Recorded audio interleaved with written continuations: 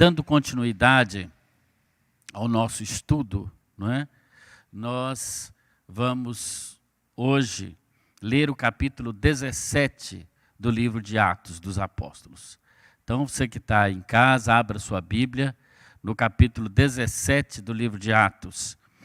O texto todo que vamos ler, na verdade que vamos tomar para a nossa meditação nessa noite, é do versículo 15 até o 34. Mas eu lerei, em princípio, apenas do verso 19 ao 23 por enquanto. Mas eu pediria que você deixasse a sua Bíblia aberta para meditarmos na palavra de Deus hoje. Atos, capítulo de número 17, do versículo 19 até o versículo 23. É assim que lemos. Então, tomando-o consigo, levaram-no ao Areópago, dizendo: podemos saber que nova doutrina é essa que você ensina? Pois você nos traz aos ouvidos coisas estranhas e queremos saber o que vem a ser isso.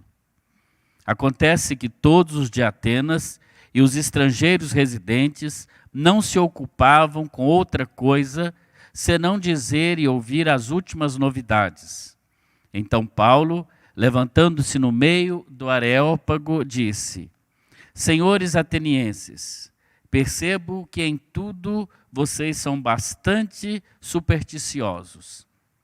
Porque andando pela cidade e observando os objetos de culto que vocês têm, encontrei também um altar, no qual aparece a seguinte inscrição: ao Deus desconhecido. Pois esse que vocês adoram sem conhecer é precisamente aquele que eu vos anuncio.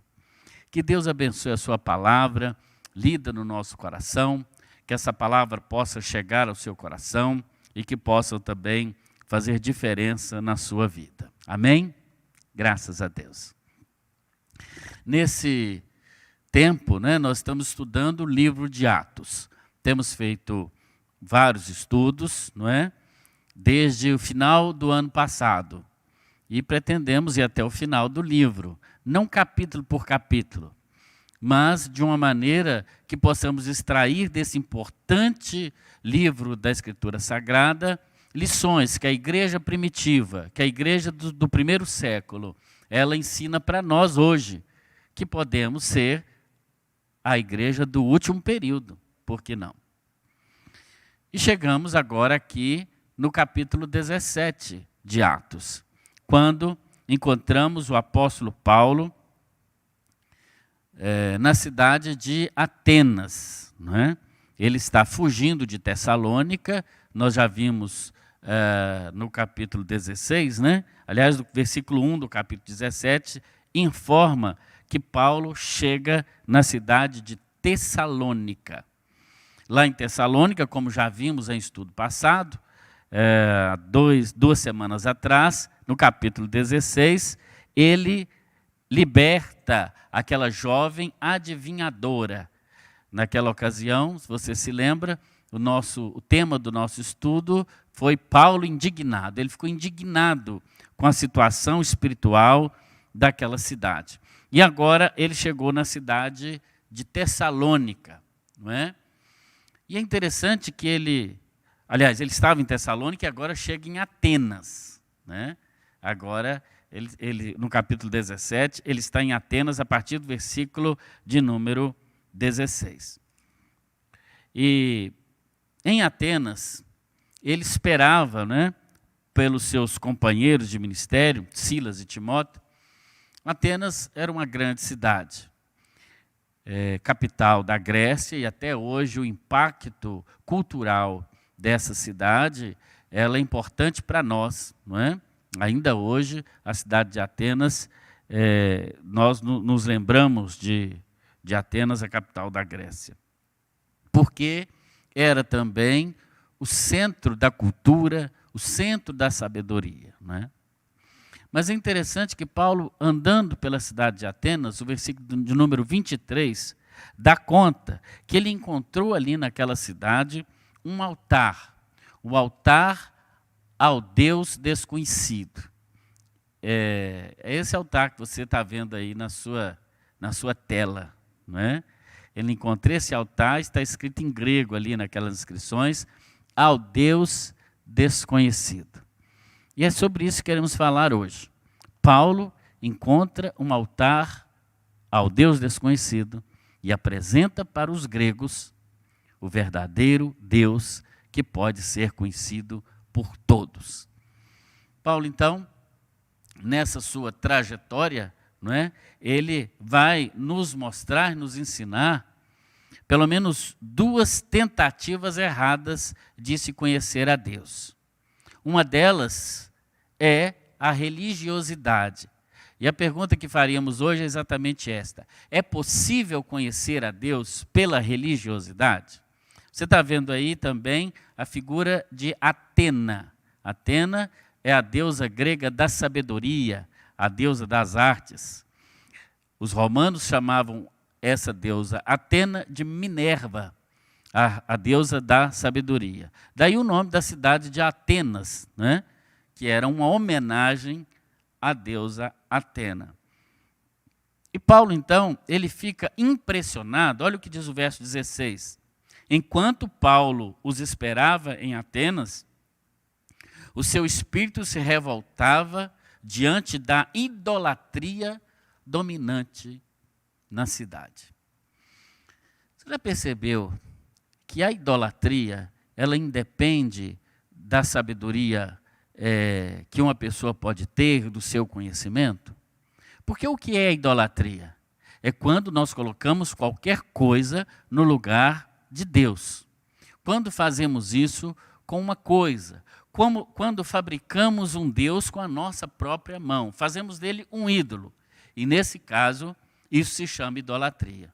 E não obstante a cidade de Atenas ser o centro da cultura de então, o centro da sabedoria. Aliás, até hoje, nós somos, de alguma maneira, profundamente impactados pela cultura, pela filosofia grega. Mas, mesmo naquela cidade, onde realmente o conhecimento ele efervescia, também Paulo percebe que ali é um centro idólatra. E ele fica revoltado. Em outra tradução, diz inclusive que ele ficou indignado também com toda aquela idolatria, com aquela mania dos gregos de terem deuses para tudo. Na verdade, os gregos tinham o que eles chamavam de panteão. O panteão era um lugar onde ali tinha deuses para tudo na vida, não é? Tinha Baco, que era o deus do vinho, né? Artemis também, o próprio Zeus, que seria o deus que está acima de todas as coisas. Eles criam em toda essa mitologia grega e usavam essa mitologia, inclusive, para explicar o mundo de então. Mas, de certa maneira, constituíam-se como pessoas que colocavam a sua fé, a sua confiança no objeto errado. Que ensinamento isso pode ter para a igreja nossa hoje? Para as igrejas, de modo geral, hoje? Que também, não obstante todo o progresso da filosofia, todo o progresso da ciência moderna, não é? Hoje, a ciência tão avançada, a tecnologia tão avançada, aliás, é uma tecnologia avançada que me permite chegar até você nesta noite. De outra maneira, não teria como eu compartilhar essa mensagem com você. Mas mesmo com a tecnologia tão avançada, mesmo com o conhecimento tão avançado, as pessoas, as cidades, continuam ainda crendo em ídolos feitos pelas mãos dos homens, crendo em coisas, ao invés de colocar a sua fé no único que é criador e sustentador de todas as coisas, e aquele Deus que quer ter uma experiência conosco, de comunhão, e ser o nosso Deus e nos tratar como amigos. Uma outra tentativa que o próprio apóstolo Paulo também tentou para a sua própria vida e também encontra ali em Atenas, porque o Paulo também tentou buscar o preenchimento do vazio espiritual da sua alma com a religiosidade. A Bíblia diz, inclusive, que ele era fariseu de fariseu. Em Filipenses capítulo 3, versículos 5 e 6, ele diz assim: eu era fariseu, eu era tão fanático e persegui a igreja. Ou seja, Paulo também buscou na religiosidade. E quantos de nós, talvez, que estamos buscando também na religiosidade um modo de agradar a Deus? Quando a vida cristã, ela extrapola a religiosidade, ela é um modo de vida. Mas há uma segunda tentativa errada de conhecer a Deus ou de buscar a Deus. E Paulo também buscou essa tentativa, que é através do conhecimento humano, é através da filosofia. Na época de Paulo, né, dos gregos, também a filosofia, que é a mãe de todas as ciências, ela era aquele meio, aquela busca de se buscar a explicação para todas as coisas. A filosofia ainda hoje é muito importante, mas não há negar que ela, de certa maneira, foi substituída pela ciência moderna, né? Nascida principalmente do século XVII, XVIII, consolidada no século XIX, com vários movimentos culturais, como a Renascença, o Iluminismo, e que deu origem a tantas outras mudanças na nossa sociedade, né? Com isso nasce também a ciência moderna. A ciência moderna é que permite hoje, por exemplo, a medicina estar tão avançada, e as pessoas que hoje buscam a cura, por exemplo, para o Covid-19 em todo o mundo, estão partindo de premissas universais para, através do experimento, encontrarem a cura. Então, o que nós poderíamos chamar da filosofia hoje é nada mais do que a ciência. Mas será que a ciência, e por meio da ciência, nós conseguimos de fato conhecer a Deus? Paulo tentou esse conhecimento. Ele mesmo também foi criado, segundo a Bíblia, aos pés de Gamaliel, um dos principais mestres da sua época. Mas, aqui em Atenas, existiam também os filósofos. Quem são os filósofos? A própria palavra filosofia significa exatamente isso. Philos, que significa amigo, e sofia, que significa sabedoria. Então, a filosofia é a amiga da sabedoria. Nesse caso, o filósofo é o amigo do saber, é o amigo da ciência. Paulo pode ser considerado um filósofo, até pela maneira como ele escreve as suas cartas, sempre utilizando-se da lógica para realmente validar aquilo que ele escrevia. Mas será que a ciência, a filosofia, ela nos permite, de fato, conhecer a Deus como ele deve ser conhecido? Os gregos pensavam que sim. Por isso, a filosofia grega ela está cheia desses mitos, não é? E desses deuses que explicavam, não é? a vida de então. Segundo os gregos, os deuses moravam no Olimpo, no Monte Olimpo. Daí, por exemplo, que vem a palavra Olimpíadas, que eram aqueles jogos, né, realizados na Grécia Antiga em adoração e em reverência aos deuses do Olimpo. Paulo encontra os filósofos na Grécia. Ali existiam principalmente duas escolas de filosofia grega muito fortes, não é? Que tiveram impacto até a era cristã, não é? Eram os chamados epicureus e os estoicos, né? Está aí no versículo 18. Olha o que diz o versículo 18 do capítulo 17 do livro de Atos, que é o nosso texto base para a nossa meditação nessa noite. Diz o verso 18. E alguns dos filósofos, epicureus e estoicos, discutiam com ele, havendo quem perguntasse: o que quer dizer esse tagarela? E outros diziam, parece pregador de deuses estranhos. Os sábios gregos, os filósofos, eles então se perguntavam, quem que esse Paulo está anunciando? Que nova crença é essa? O que esse camarada está fazendo na rua? Porque era assim que Paulo fazia. Ele ia para a rua e começava a ensinar. Então, os filósofos gregos, né, e a Bíblia diz claramente que eles não se ocupavam de outra coisa, né, diz o verso 21, que os gregos não se ocupavam de outra coisa senão dizer e ouvir as últimas novidades. Não é que eles fossem fofoqueiros, não. É no sentido da ciência, é no sentido de saber alguma coisa nova que estava chegando. Eles amavam o conhecimento e por isso queria saber o que estava acontecendo. Daí levam o apóstolo Paulo para o Areópago. O que era o Areópago, né? Um grande estágio, né? Um grande estádio, na verdade, né? Esse que está aparecendo aí é o Areópago, né?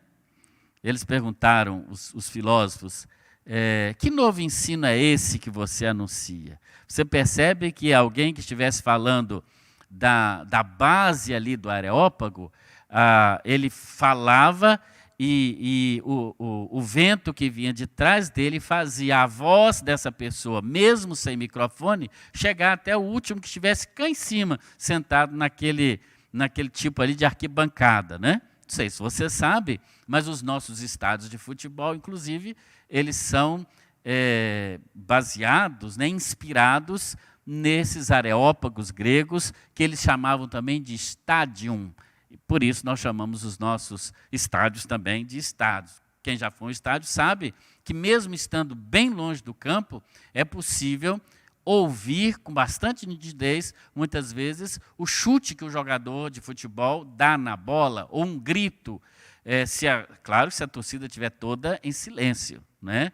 Principalmente com o estádio vazio. Você pode gritar no meio do campo, que quem está lá na última arquibancada ouve perfeitamente. É uma tecnologia grega, né, que Paulo também usa aí nesse momento para falar com os filósofos atenienses. Eles eram seguidores principalmente de dois filósofos, né, o Epicuro e o nosso querido Zenão. Se tiver como voltar aí um clique, nós vamos ver aí. O Epicuro, daí epicureus, né? O que são os epicureus? São aqueles que seguiam esse camarada chamado Epicuro.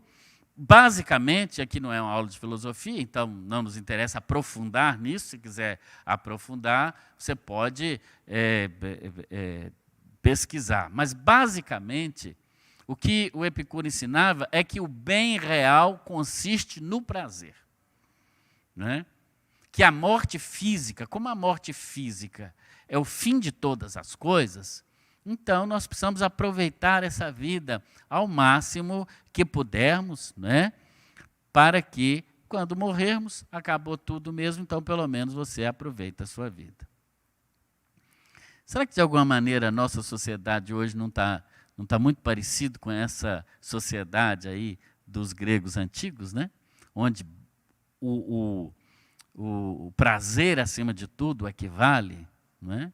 Nesse tempo de confinamento, certamente você está tendo mais acesso à televisão, né? O bom seria que a gente não visse essas porcarias, mas está lá aberto e as pessoas veem, não é? Mas, por exemplo, esse programa que passa todos os anos, né, Big Brother, ele representa, de certa maneira, um culto ao hedonismo, ao prazer. Porque você imagina, ficar numa casa com homens bonitos, mulheres bonitas, de graça, comendo e bebendo, sem ter que pagar nada, academia, piscina, e ainda com a possibilidade de ganhar um prêmio milionário, é o sonho do prazer de todo mundo, né? Mas aquilo não é real. Mas tanto os que vão para lá, quanto os que ficam do lado de cá assistindo, estão também, de certa maneira, desejando aquele tipo de vida. E precisamos então tomar cuidado até com a influência que essas coisas têm na nossa própria vida, para nós também não nos tornarmos assim amantes do prazer acima de tudo.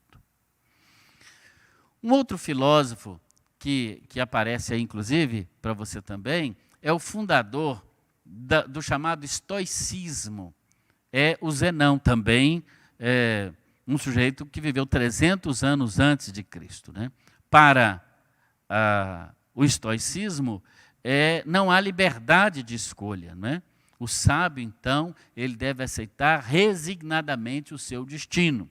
Então, é como se não houvesse um Deus que pudesse mudar a nossa história. Né? Então, nós percebemos que a filosofia, que foi esse primeiro momento de se entender Deus, o princípio de todas as coisas, ela falhou nesse propósito, ela não explica, ela é muito importante.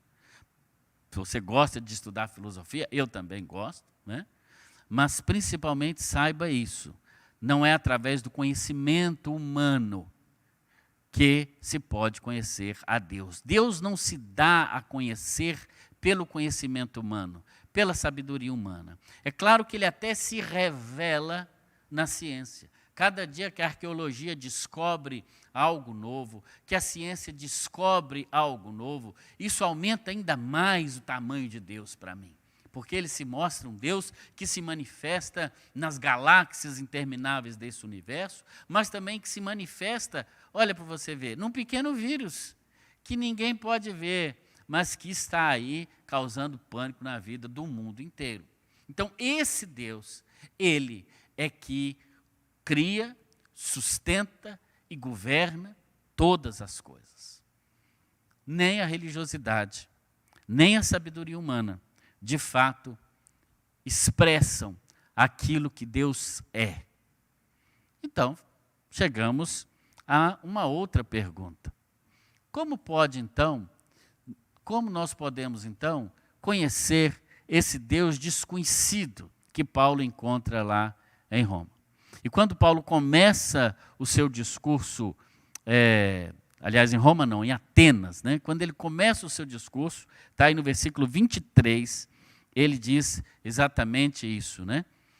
Ele diz, homens atenienses, eu vejo que vocês são muito religiosos, ou seja, Paulo começa o seu discurso elogiando aquela religiosidade.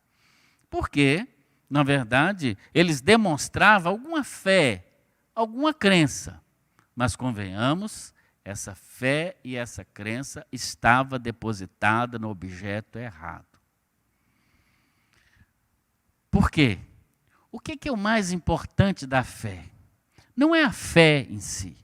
O mais importante da fé é o objeto da fé. Eu posso crer em alguma coisa, eu posso crer, por exemplo, nesse copo de água, de que ele pode, se eu tomá-lo, curar a minha doença. Posso crer nisso. E até a nossa mente, por estar sujeita, né, a essa sugestão, de repente pode ter até algum bem nisso. Não é? Mas eu posso ter muita fé nesse copo de água. Mas será que esse copo de água, ele pode realmente abençoar a minha vida de alguma maneira? A resposta é simples, não. Portanto, mais importante que a fé, se é pequena ou grande, é o objeto da fé, ou seja, em que ou em quem eu coloco minha fé. Os gregos colocavam a fé deles em objetos inanimados que eles criam, que moravam no Olimpo e que poderiam abençoá-los. Paulo diz a eles, olha, quando eu passei aqui pela cidade de vocês, ele diz, eu vi nos vossos santuários e achei também um altar em que estava escrito, ao Deus desconhecido. Esse, pois, que vós honrais, não conhecendo, é o que eu vos anuncio. Que interessante, que interessante essa história que Paulo conta sobre, que Paulo fala sobre esse altar que ele encontra ali em Atenas. Ele diz, tem Deus para tudo aqui. Deus do vinho, do sexo, da alegria, disso, daquilo. E tinha lá também o altar ao Deus desconhecido. Talvez os gregos não quisessem chatear nenhum Deus, deixar ele enfurecido, e resolveu criar um altar para o Deus desconhecido. Mas, na verdade, você conhece a história do Deus desconhecido? É uma história interessante, que não é uma história que está registrada na Bíblia, mas é uma lenda que se contava a respeito desse altar. 600 anos antes de Cristo, dizem que houve uma praga na cidade de Atenas. E eles clamaram a todos os deuses que eles tinham. Aliás, alguém disse que em Atenas era mais fácil encontrar um deus ou uma imagem de escultura, não é? Do que um homem. Assim, eles sacrificaram aos seus deuses, mas de nada adiantou. Então eles ficaram sabendo de um sábio, um profeta chamado Epimênides, da ilha de Creta, uma das ilhas gregas. Então mandaram rapidamente chamar esse homem, porque ele cria em um Deus único que podia livrá-los daquela peste. Então, eles chamaram esse homem, ele veio e preparou um altar, né? E fez ali um sacrifício àquele Deus que ele cria. E quando os gregos perguntaram àquele profeta, mas que Deus é esse? Fala o nome dele para a gente dar um nome para ele, afinal de contas. E Epimênides disse, eu não sei o nome dele. Eu sei que ele é um Deus poderoso, que ele é o único Deus que existe, não existe outro Deus para além dele. Mas eu não sei o nome dele. Então, escreveram na base do altar, ao Deus desconhecido. Após o holocausto, ou aquela oferta, né, aquela oferenda, né, isso é um holocausto, é quando se coloca algo sobre um altar e sacrifica. Então, a praga em Atenas cessou. Esta é uma lenda, não quer dizer que está escrito na Bíblia, mas não quer dizer também que é mentira, pode ter acontecido de fato isso. E agora o apóstolo Paulo chega, certamente ele era um filósofo e conhecia essa história, e ele diz, esse altar, a esse Deus que vocês adoram sem conhecer, eu quero apresentar agora a vocês esse Deus. Qual é o Deus que Paulo, então, apresenta aos gregos? E que eu quero apresentar a você nesta noite. A você que já é membro de alguma igreja, a você que está me assistindo agora em qualquer lugar nesse mundo inteiro. O Deus verdadeiro, que quer ser conhecido por você, é aquele que deve ser adorado em espírito e em verdade. No versículo 29 nós lemos assim, o apóstolo Paulo falando com os gregos o seguinte, olha, nós não devemos pensar que a divindade é semelhante a uma escultura de ouro, prata ou pedra preciosa, feita pela arte e imaginação dos homens. Paulo está mostrando aos gregos que há um Deus que, de fato, se existe um altar para ele, deve estar vazio, porque nenhuma imagem pode personificar, significar, ou pode realmente dar visibilidade a esse Deus, porque o nosso Deus, o Deus que nós cremos, é um Deus que não habita em altares feitos por mãos humanas, mas é um Deus que está para além de qualquer altar. É aquele, como Jesus diz à mulher samaritana no Evangelho, deve ser adorado em espírito e em verdade. Que coisa tremenda. O Deus desconhecido, ele pode ser encontrado. É interessante que o apóstolo Paulo, no versículo de número 27, ele diz assim, que esse Deus ele pode ser encontrado ainda que tateando, né? Você sabe o que é tatear? É você, por exemplo, estar num cômodo escuro e começar a colocar a mão nos móveis para descobrir onde está cada coisa naquele quarto escuro. Era mais ou menos isso que os gregos faziam. Eles, na sua ignorância espiritual, muito embora fossem muito sábios, humanamente falando, mas quando buscavam a Deus, buscavam como se os seus olhos estivessem vendados. Buscavam-lhe como se estivessem tateando. Mas Paulo diz, olha, vocês podem ter encontrado, porque esse Deus desconhecido já se manifestou a vocês lá atrás. Esse Deus que não deve ser construído por mãos humanas. Por isso, a palavra de Deus expressamente não nos ensina a nos dobrarmos diante de uma imagem de escultura, por mais bem intencionada que seja a nossa ação, ou por mais que nós amemos aquela figura do passado que foi importante. Sabemos que os que fazem isso, fazem na melhor das intenções. Mas nós precisamos seguir a palavra de Deus, obedecer a palavra de Deus. A intencionalidade deve ser, em primeiro lugar, de seguir a palavra de Deus. E a Bíblia nos proíbe, tanto no Antigo quanto no Novo Testamento, de fazermos esculturas para adorar ou de nos prostrarmos a elas. Os gregos faziam isso. E Paulo diz, a divindade, ela não pode ser assemelhada numa estátua de ouro, de prata ou pedra preciosa. Qual que é o Deus, ou como esse Deus que Paulo apresenta aos romanos, ele deve ser buscado? Ele deve ser buscado com arrependimento. Olha o que Paulo diz aos sábios gregos, hein? No versículo 30, ele diz assim, Deus não levou em conta o tempo da ignorância de vocês. Era muito corajoso o apóstolo Paulo, né? Ele não levou em conta o tempo da ignorância de vocês. Mas agora, é um advérbio de tempo, não pode deixar para amanhã. Agora, diz o apóstolo, ele ordena que todos vocês, em todo lugar, se arrependam. Os gregos precisavam se arrepender. E nós também, se quisermos conhecer a Deus de verdade, precisamos nos arrepender dos pecados.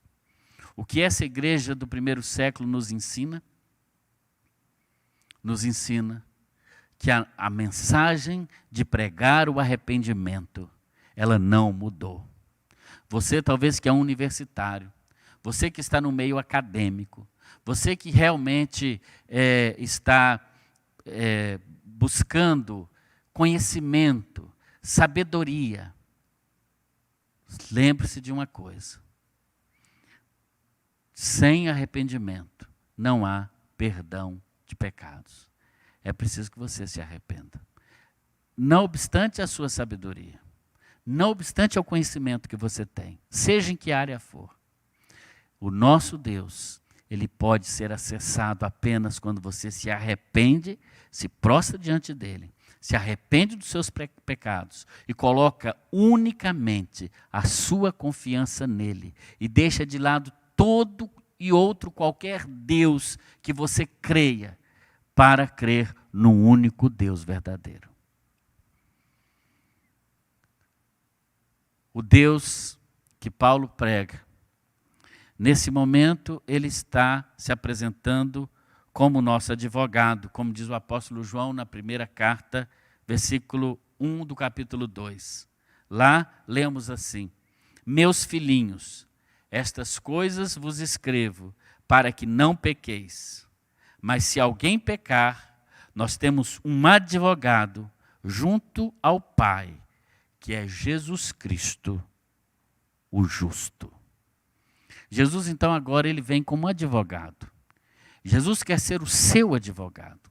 Sabe quem é o advogado? É aquele que é chamado para junto para te defender. Jesus hoje é o seu defensor. Mas olha aqui para mim. Ele virá como juiz. O advogado, no final dos tempos, virá como juiz, para julgar os vivos e os mortos. Aqueles gregos que ouviram a palavra de Deus e não se arrependeram, serão julgados. Paulo diz aos gregos, e a nós hoje também, pois Deus estabeleceu um dia em que há de julgar o mundo com justiça, por meio do homem que ele mesmo designou, e deu prova disso a todos, ressuscitando dentre os mortos. Paulo apresenta aqui a maior doutrina do cristianismo, a doutrina da ressurreição. Se Jesus não ressuscitou, já escreveu o apóstolo das gentes aos Coríntios no capítulo 15 da primeira carta, é vã a nossa pregação e é vã, ou sem valor, a nossa fé. Quando os sábios da Grécia ouviram falar de ressurreição, a Bíblia diz que eles perderam o interesse pela palavra do apóstolo Paulo, a ponto de uns zombarem, diz o verso 32, né? E dizerem a Paulo: olha, nós ouviremos você numa outra ocasião. Eu quero fazer uma última pergunta a você hoje à noite, sobre a sua decisão. Eu quero dizer que você precisa tomar uma decisão e fazer uma escolha. Em Atos 17:32, diz que alguns daqueles sábios disseram: olha, sobre esse negócio de ressurreição de mortos, nós vamos te ouvir depois. Mas sabe o que aconteceu? Não houve depois. Paulo não voltou a Atenas.